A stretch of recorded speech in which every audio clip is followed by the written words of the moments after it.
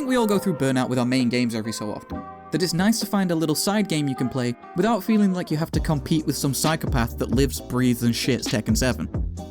And something I like to do from time to time is find lesser played competitive games, hidden gems that maybe lack the sheen, systemically or visually, of AAA fighting games.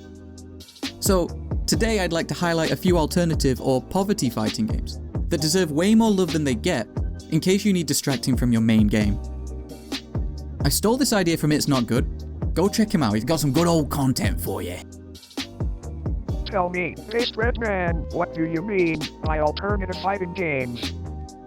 Well, to give context, poverty fighting games are lesser known or lesser played fighting games, usually having a tiny player base hidden away on a Discord somewhere with an expired link on a 5-year-old Reddit post. Their tournaments tend to have tiny prize pools compared to mainstream fighting games. A good rule of thumb is, if it's on Mizumi and/or you have to organize your matches through Discord, then it's a poverty fighting game. These aren't to be confused with kusoge, which are just shitty games. Poverty games simply aren't popular, not shit. An alternative fighting game discards the shackles of established fighting game convention, such as health bars, or even sometimes combat.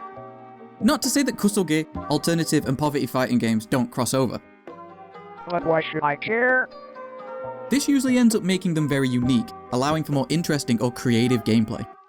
With these games' communities being very small, their members are always passionate and willing to play with you. Shout out to me and the 2 other Virtual 5 players at my local. Also, most of these games have better netcode than your main game, so yeah.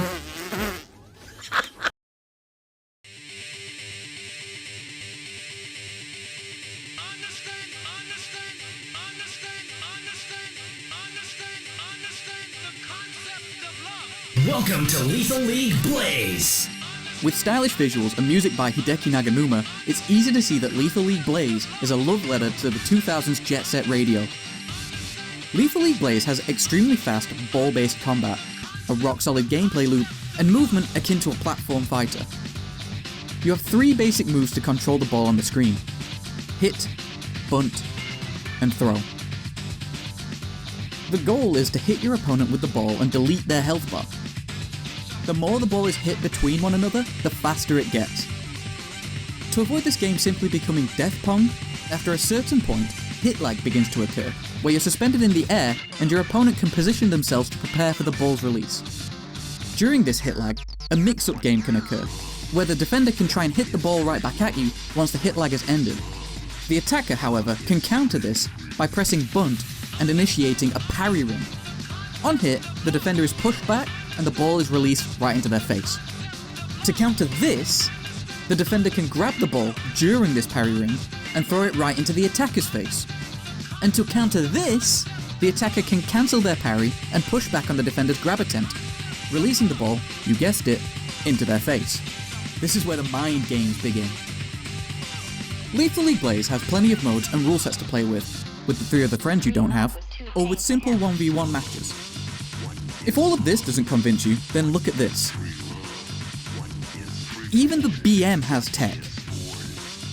I think this game deserves more players. And if you're interested in checking a look, then I've left some resources and links in the description below.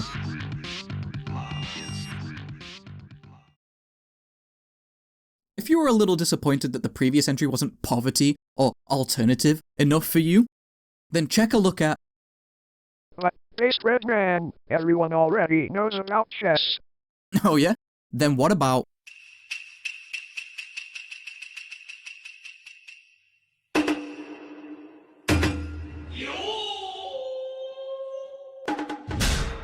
Shogi. That's right, we've got weeb chess on this list because it's my video, and we'll talk about whatever the heck I want. The Yakuza series has brought this game in front of more people around the world, and yet it still trails far behind chess and even Go in terms of player base. Like, ooh, what the fuck is this? People tend to dismiss Shogi as just Japanese chess, and, well, it is. But the game is so much more complex than chess due to the sheer amount of possible combinations of moves. In chess, there are 10 to the power of 123 possible combinations, while Shogi sports an incredible 10 to the power of 224 combinations. That's 10 with 224 zeros on the end. Hey yo, chess virgins, beat the fuck out. Don't even get me started on Taikyoku Shogi. The game is largely similar to chess. You move your pieces to surround the king, and you clap his cheeks. But the huge leap in complexity is due to a few factors. The board is larger, 9x9 as opposed to chess's 8x8 grid. Promotion is linear, and changes the way each piece moves. For example, a promoted rook, called Dragon King, how fucking cool is that name? Moves as a rook and a king, whereas other pieces develop different movement patterns.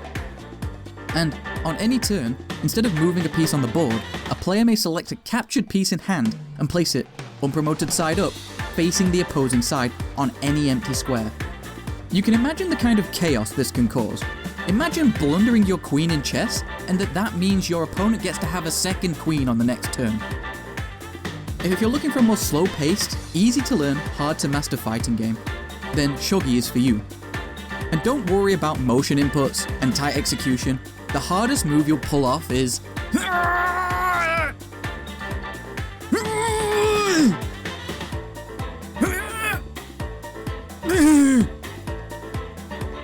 there it is. Nice.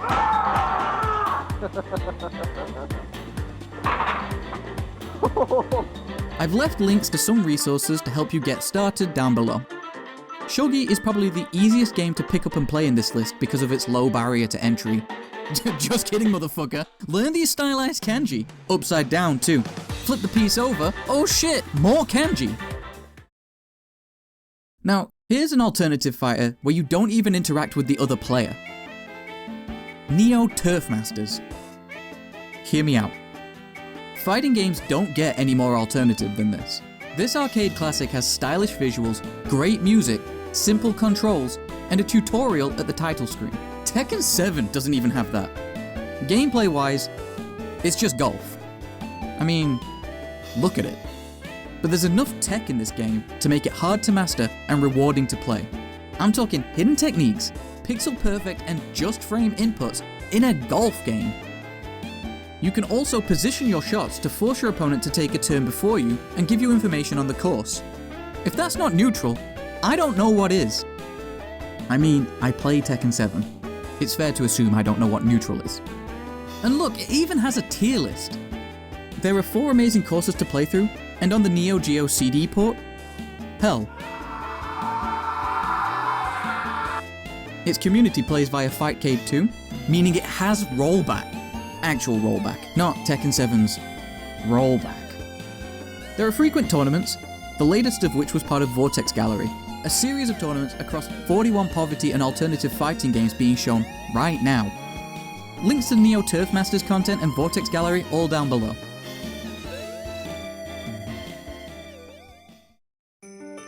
So yeah, poverty and alternative fighting games are fun and worth your time, even as just a break from your main game. The communities, while small, are passionate and always looking to play and give advice. They put so much work into helping new players learn, with wikis and other content, that it's a shame that more people don't think to dip their toes into these games and see all the hard work going into keeping these alive. Recently, the Flycast devs added GGPO rollback to their emulator, bringing games such as DOA 2, Soul Calibur 2, and VF3TB up to today's netcode standards. So, if you find yourself looking for a game to play, try out an alternative fighter. You might just find a new game to run at your local, even if you're just running it ironically.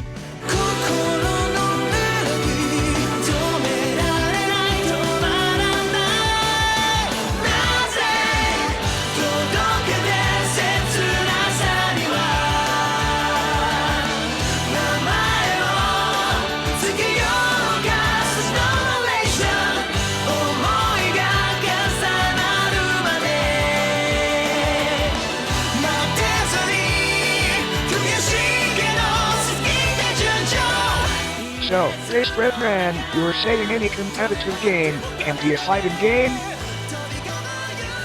Yeah, I guess I am. Except Smash.